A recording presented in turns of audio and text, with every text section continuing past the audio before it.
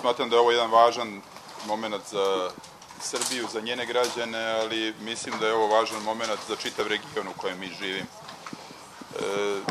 Pre nekoliko trenutaka složili smo se sa profesorom da živimo na jednom takvom mestu u Evropi koji spaja njen jugoistok i njen centar, srednju i jugoistočnu Evropu. I Sava i Dunav su dve reke koje upravo predstavljaju takav spoj među centralne i jugoistočne Evrope. Svaki most koji se pravi u Beogradu, poslednji pre 30 godina železničke, 40 godina Gazela, je bio most koji se nije pravio za to vreme, nego se pravio za vreme koje dolazi.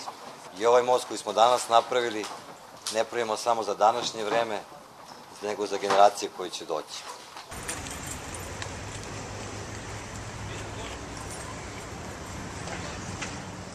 Dragan je rekao da u ovom mostu postoje ljudi koji su gradili svoje delo, svoju viziju. Pomenuo je Nenada Bogdanovića s kojim sam mnogo puta razgovarao o ovom mostu i u njegovim poslednjim danima. Tu je ispred Nenada bio i Zoran Đinđić, čija ideja Srbije je doprinala da Nenad Bogdanović insistira na realizaciji ovakvog mosta. Bio bi najsrećniji kad bi se zvao Nenadov i Zoranov most. Sada ne znam, i ljudi sami daju imena mostu i spontano daju imena mostu, pa da treba pitati i građane. Evo, ja sam dao svoj predlog.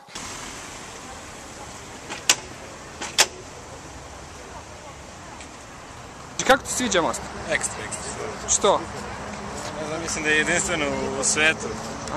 Sa ovim jednim pilonom. Super je most. Što? I samo još pa tako što povezuje, mislimo što će da rašisti gužvu, što i dobro izgleda stvarno. Najbolji most u svetu, jedva čekam kad će da proradi. Što? Pa da mi lakše ići iz Bežanijske Kose na Cerak na posao. Pa mislim da je dobro što će Beograd dobiti još jedan most, ali koliko sam čuo, mislim da je preskup. Koliko košta? Pa koliko sam čuo, 400 miliona, tako nešto. Ta cifra. Je li to mnogo?